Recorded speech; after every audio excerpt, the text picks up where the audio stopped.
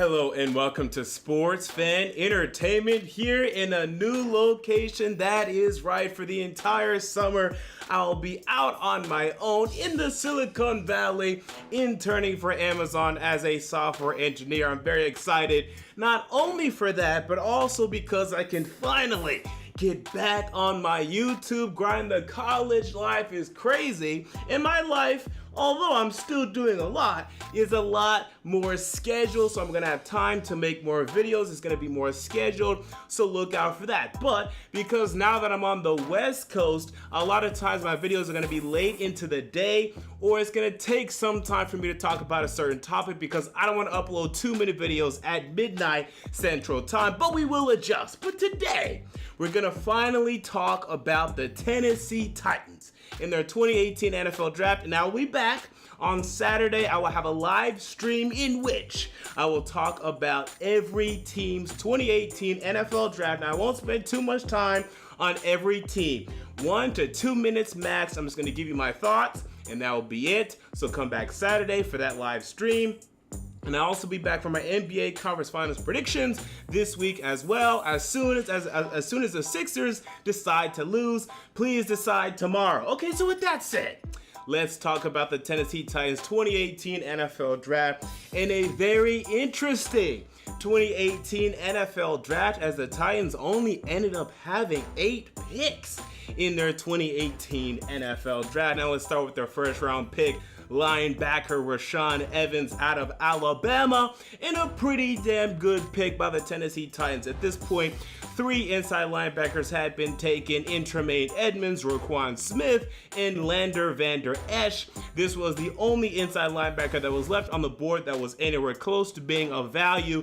This pick made absolute sense to me. When you looked at the Tennessee Titans roster and you looked at a position and you said they still need a starter at this position, it was inside linebacker. We could get away with keeping our outside linebackers, keeping our guards, keeping our safeties, keeping our cornerbacks. What we absolutely needed was an inside linebacker. That was the one void in our entire roster, on our entire depth chart, where our starter was someone that really should not be a starter in the NFL. Now, some of you may argue wide receiver, that might be the case, but I'm not going to argue that today. It was inside linebacker. The Titans took an inside linebacker, and one that I do think was of value. I do like Rashaan Evans. Now, when they first made this pick, because I had not watched Rashaan Evans yet, because I haven't had time to watch any prospects up until this moment, I loved the pick. I thought it was an A+ pick. Now I backed up to maybe an A- B+ pick. It's still a good pick, but I do think I would have taken, and I know this is crazy to say, I would have taken Calvin Ridley. Now let me explain though in a little bit why I say that, but first let me explain Rashaan Evans. Let me explain him and talk about him. So look, there's a lot to like about Rashaan Evans, and you all know my biggest problem with Avery Williamson when he was in a Tennessee Titans jersey is that he would not make plays behind the line of scrimmage. He would not go tackle running backs behind the line of scrimmage. He wouldn't get sacks. He wouldn't make plays. Rashaan Evans is going to come in and he's going to make plays. This guy gets after the quarterback, dog. Oh my goodness, 6 sacks by this guy in the 2017 collegiate season, 13 tackles for loss. Whoa, coming from an inside linebacker, that is insane. This guy gets after the passer. He is a former edge rusher, and you see that in his film. He is better than a lot of the edge rushers that came out of this 2018 NFL Draft. This guy has a spin move to his arsenal. This guy is going to help our pass rush tremendously. Wesley Woodyard is already a good blitzing linebacker himself. You pair this guy with Derek Morgan. You pair this guy with Brian Arakpo. You pair this guy with Jarrell Casey. All of a sudden, and also Harold Landry, who we're going to talk about in a second, this pass rush is looking pretty freaking good, and it's going to be a great compliment to our trio of cornerbacks that we currently have in Adoree Jackson, Logan Ryan, and Malcolm Butler. Welcome to Tennessee. I like how this defense is forming. Now, there are some issues with him. And mainly, my main issues with him, he is not great when it comes to going up against scrambling quarterbacks. I see scrambling quarterbacks juke him, make him miss, go past him, go outside of him time and time and time again. When he's one-on-one with quarterbacks and even running backs, just one-on-one, mano-a-mano, he struggles in the open field. He will miss tackles and he will let guys go past him, and that is going to hurt. You will see multiple times this year where Rashaan Evans is one-on-one, it's time to make a play, he'll miss, and that running back could go for 20, 30, 40, 50 yards and a touchdown. That's going to be a problem, especially when we're going to have to tackle Deshaun Watson. But other than that, look, I think he's decent against the run. I don't think he's bad. I don't think he's bad against quarterbacks when they're trying to quarterback sneak or quarterback run. But he does let up those plays. I'm gonna give him a bit of a break because, again, he's new to the inside linebacker position. I think he's developing his instincts, but right now they're not great. But he's a hard hitter. Okay, I like that as well. And I think this guy could end up being a Pro Bowler. And I'm not gonna say he's going to be, but he's definitely gonna have that potential. But no matter what, I think we have a good player here. I think this guy's a good player. He's gonna be starting for us for years. And we were talking about, man, I want another Keith Bullock in the middle of our defense. I think he can be that. I don't think he's great in coverage, but I think he's good enough. I think we have a good, strong side linebacker, a Sam linebacker for our 3-4 unit at this point. I like this pick by the Tennessee Titans. Maybe not an A, but I'll give it at least an A-. At least an A- here for the Tennessee Titans taking Rashaan Evans. And then we move on to Harold Landry. Now, this is an A+ pick. Harold Landry in the second round. They traded up for him as well. John Robinson, very aggressive in this 2018 NFL draft. Whoa. Now, this guy is a pass rusher dog. This guy is athletic. He put up tremendous numbers at the combine, over the 50th percentile in terms of 40-yard dash, burst score, and mostly over the 75th percentile. I mean, this guy scored really well analytically in terms of his athletic profile, so I love that. The production's there. You're telling me we're combining production with athleticism. Hello, what more do we want? You see his spin moves, you see his high motor. This guy was down 35-10 against Clemson. He was still chasing down Deshaun Watson. He has his motor down. I mean, it's ridiculous. I think this guy can play. This guy is going to be, to me, I think we could have a future Pro Bowler here in Harold Landry. You're combining production. Okay, this guy had 16.5 sacks in 2016 at Boston College with athleticism, posting very well athletically at the combine, with also a high motor. What more ingredients do you need in an outside linebacker? He has size. He's like 6'4", 250. He has everything. Now, mentally, I think he has it there too. Now, I don't know him. They know him better than I do, but I think everything is here. Now, is he over the ankle injury? He should be. He was great at the combine. I don't know how this guy fell to round 2. This is an A+ pick, and I think this guy, hopefully, will be the best pass rusher we've taken in this franchise since Javon Curse. I mean, honestly, unless if you put Jarrell Casey in that pass rushing conversation, okay, maybe Jarrell Casey. But other than that, I think we could have the best legitimate pass rusher we just selected for this franchise since Javon Curse. And I'm willing to say that on the record at this moment. I think he's going to be better than Jake Morgan was, although Jake Morgan wasn't bad. I think he's going to be better than Jake Morgan ever was. I think he's going to be better than Arakpo, but Arakpo was a free agent acquisition. And the men that came before them. Kyle Van Bosch had a couple good years, I understand that. I think this guy's going to be really good for us for years, and I love this Harold Landry pick. It's an A+ pick. And then from there, we have 2 picks. We take Dane Cruikshank in the 5th round, and then we take Luke Falk in the 6th. Okay, let's start with this Dane Cruikshank. Now, look, athletically, I love him. 4'4", 140, 93rd percentile, 94th percentile burst score. This guy posted in the 75th percentile or better in all these athletic, analytic profile junk. I love that. He can't cover, okay? He can't play corner. He was awful, allowed 9 pass interference penalties 2016 season, allowed over 5 touchdowns 2016 season. They moved him to safety. He struggled. He's too skinny to me to be a strong safety full-time, setting at 6'1", 205. Look at me. I'm 6'1", 190. You don't want me playing safety. You don't want him playing strong safety. That's what you don't want. So I don't buy him as a strong safety. I don't buy him as a free safety. I don't buy him as a corner. This is a special teams guy to me, and maybe not even that. I think we have another Tommy Campbell here. Now, hopefully they can coach him up. And I'm going to look out for that, and maybe that's going to happen.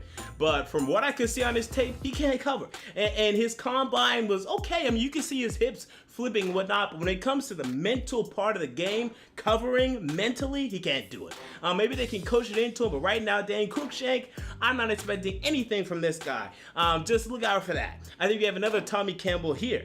And then our final pick, Luke Falk, and he stinks. Luke Falk is so bad. You just look at 2 games, and I know you can't look at only a small sample size and say, okay, this is a quarterback and that's it. Okay, that's fine. Look at all his games if you really want. But if you really want to know why I think he stinks, look at his game against Cal and Washington in 2017. And you're going to say, oh my God, this kid can't play. And I know he had 6 touchdowns against some horrible team, because Washington State's schedule will have them face the occasional horrible team. This guy's bad games are bad. I mean, they're really atrociously, awfully bad. He had 0 touchdowns, 5 interceptions against Cal. If he's going to do that against Cal, what's he going to do against the Texans, against the Colts, against the Jacksonville Jaguars? So we never want this guy to play. Look, his arm is very mediocre. He doesn't make great decisions. Mechanically, he's okay. But so is every other backup quarterback in the NFL. That's why they're all backup quarterbacks. Blaine Gabbert is better than this guy. And with Blaine Gabbert and this guy combined, we have 2 quarterbacks in the backfield that are going to see so many ghosts. You might as well call them the Ghostbusters. And they have some 3D glasses on, and they're seeing ghosts everywhere. Blaine Gabbert and this guy everywhere. They're seeing nothing but ghosts. But at least Blaine Gabbert can be decent at times in the NFL. I'm not sure we had that story. Luke Falk. I'm not expecting anything from Luke Falk. I like Blaine Gabbert. I don't think he's bad, honestly. I know he was a horrible Jacksonville Jaguar, but he played decent for the Cardinals, and they won games with him. So I'm fine with Blaine Gabbert as the backup. We can try to develop Luke Falk. Good luck with that. He was sacked 125 times in college. That guy's seeing more ghosts than Casper the Friendly Ghost. I don't trust this guy. But you look at the first 2 picks of this draft. Rashaan Evans, Harold Landry, we're talking. Now, hopefully we have 2 Pro Bowlers here. Now, I have to bet on betting Landry over Evans. I think Landry's a better player than Rashaan Evans, but I do like Rashaan Evans. I think we have a good inside linebacker there, a guy that's going to compete. Hopefully his instincts will improve and he can become that Pro Bowl player, but at the very least, we have a guy that's going to make plays, get after the quarterback, get after the running back in the backfield, and make plays. And now, final conclusion here. People, you look at this Tennessee Titans team. I mean, just look at this Tennessee Titans team. This is a stacked team. And look, I was saying 11-5 a couple weeks ago when I did the schedule release. It should be 12-4, period. I mean, it really should be, man. I mean, what our weakest position right now is wide receiver. And let me get into that. I forgot to get into that. Now, I would have took Calvin Ridley. And I understand, like what I said at the beginning of the video, the one void that we had in our entire team, our absolute void, was that inside linebacker. I understand that. I get that. I would have took Calvin Ridley. Because you look at our wide receiver core right now. We believe that Corey Davis is going to step up and be the Pro Bowl receiver that we believe him to be. Okay, fine. In a perfect world, how many 800 plus yard wide receivers do you have? Just 800 plus yards. You have at least 2, maybe even 3, okay? Let's say including tight ends. Let's just include tight ends. Say how many 800 plus receivers do you have in a perfect world? So let's say from 2019 and beyond, how many wide receivers on this roster or tight ends on this roster do you project being those kind of guys? 1, Corey Davis. Rashard Matthews right now can give you that. Probably not in 2019 and beyond. Taywan Taylor, I mean, we want to believe he's going to do something. We want to believe he was all on Mike Mularkey. But damn, that kid did nothing last year. You think Corey Davis did nothing. Taywan Taylor did nothing. I think he's going to improve. But right now, I'm only seeing like a 5, 6, maybe 700-yard guy. We could use another wide receiver to me. And I'm looking at Calvin Ridley and Corey Davis, and I was saying, whoa, now that's a wide receiver duo. And when you're talking about having Marcus Mariota, Derrick Henry, Corey Davis, and Calvin Ridley, is that not our offense for the next 5 to 10 years? That's our offense for the next 5 to 10 years. So I honestly would have took Calvin Ridley in the first round. Now, I still think we're okay because, we took Rashaan Evans and that's fine. But I'm telling you right now, the Falcons can figure out their defense and Matt Ryan can have another special year. You're going to see the Calvin Ridley, Julio Jones duo, and you're going to say, well, we could have had something we could have something like that. Now, not 100% that, but something like that, and you may shed a tear if the Falcons go to the Super Bowl and win it. But in the meantime, even with this Rashaan Evans pick, people, I'm talking 12-4. Honestly, now it's all up to this man, Mike Vrabel. He has to get it done, okay? And we were critical of Mike Mularkey. Well, guess what? It's time to be critical now. Our cornerbacks are set. Linebacker core set. Defensive line, pretty good. And we signed Benny Logan in free agency. Nose tackle set. Daquan Jones is okay. Defensive line is good. Offensive line, pretty damn good. Now, I want them to improve from last year, but the lineup is set. Quarterback, bingo. Running back, bingo. Wide receivers, the most unproven, which is why I would have took Calvin Ridley. I'm saying we should go 12-4. I'm going to stick with 11-5 prediction, but honestly, it should be 12-4. It could be 13-3. And it's always hard to see for most people when a team is really ready to make the leap to being a Super Bowl team. No one, except for the occasional Eagle fan, thought they were ready last year. All of a sudden, they were ready with the second-year quarterback in Carson Wentz. Honestly, we should be ready next year with Marcus Mariota heading into his fourth year. We honestly should. There's no reason we shouldn't be at least as good as the LA Rams were last year. There's really no reason. It's just going to depend on whether or not the coaching is there, because the talent is there. It's absolutely there. And imagine, look at the development we got from Kevin Byard from year 1 to year 2. Imagine we see that kind of progression from Corey Davis. Imagine we see that progression from Derrick Henry heading into his third or fourth year at this point, third year. Imagine if they progress like how Kevin Byard progressed from year 1 to year 2. Because I'm not even predicting that they will. I mean, I'm saying 11-5 without those developments. If they develop the way they should develop or could develop, it's got to be 12-4, 13-3 Super Bowl contender to me. With that said, this has been MJ of Sports Fan Entertainment. What do y'all think about my ridiculous talk? Tell me down below, and until next time, I'm out. See you all later.